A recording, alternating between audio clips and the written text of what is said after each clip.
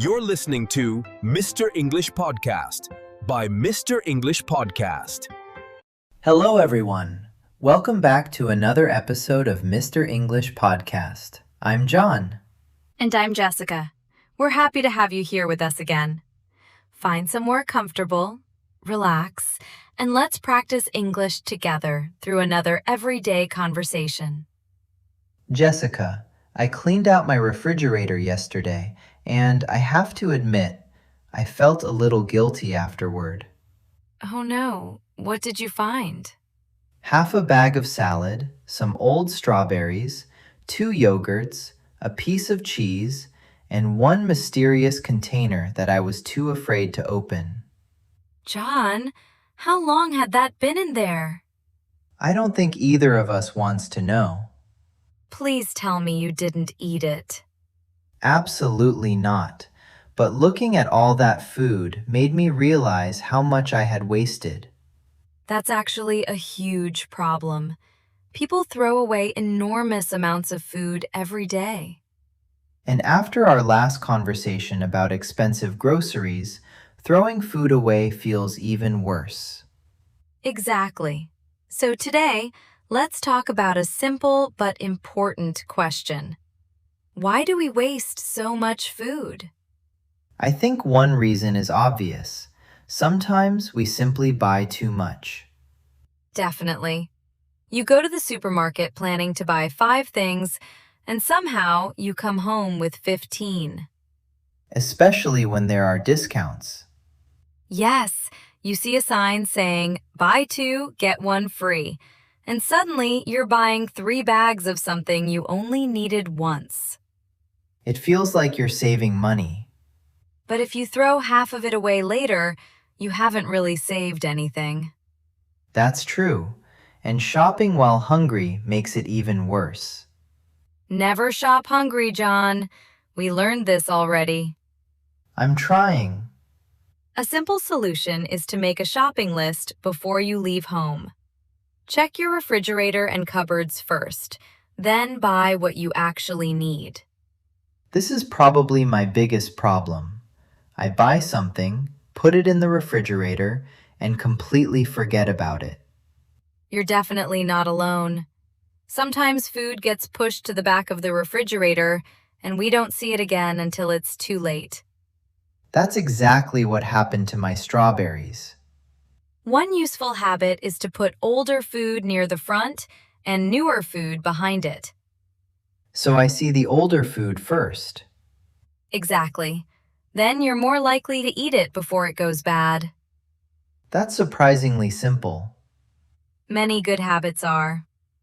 I think dates on food packages can also be confusing. They definitely can be.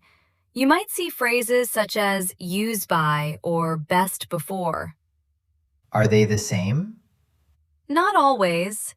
The exact meaning and labeling rules can vary, depending on the country and product. Generally, a use-by date is associated with food safety, while best before often refers more to quality. So best before doesn't necessarily mean the food suddenly becomes bad at midnight. Exactly. But you should always follow local food safety guidance, especially with foods that can spoil quickly. So understanding labels can help us avoid throwing away perfectly usable food while still being safe. Right.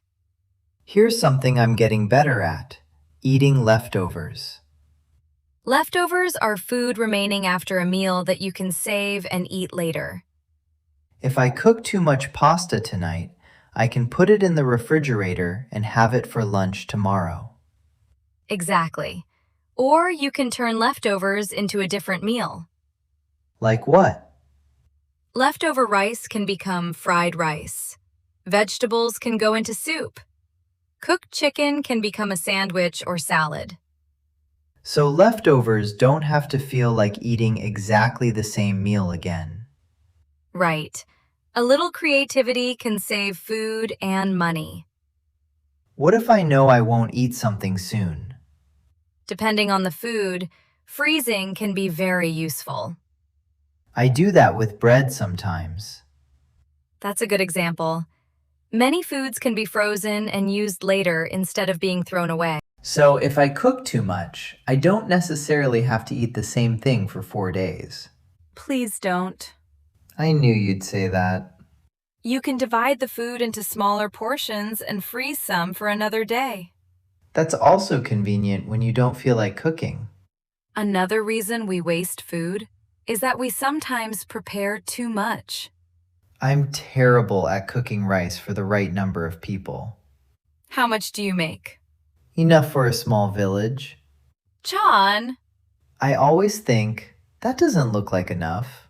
So I add a little more, and then a little more. learning appropriate portion sizes can really help. Start with a reasonable amount. If you're still hungry, you can usually have more. That's better than putting too much on the plate and throwing the rest away. We know wasting food wastes money, but does it also affect the environment? Yes, think about everything required to produce that food. Farmers use land and water. Machines use energy. Food may be packaged, refrigerated, and transported long distances. So when we throw food away, all those resources were used for something nobody ate. Exactly. That's why reducing food waste is good for both our budget and the planet. And we don't need to make huge changes. No, start small. Plan your meals, check what you already have, store food properly, use leftovers, and buy realistic amounts. Before we finish, let's quickly review some useful words from today. Ready? Food waste. Food that is thrown away instead of being eaten. Leftovers. Food remaining after a meal. Expiration date. A date printed on food packaging related to how long the product should be used or kept. Spoil. To become bad and no longer safe or pleasant to eat. Portion. An amount of food for one person or meal. Freeze. To keep food very cold so it can last longer. And shopping list. A list of things you plan to buy. So maybe the mysterious container in my refrigerator taught me something after all. Yes, it taught you to clean your refrigerator more often. Fair enough. But today's message is simple.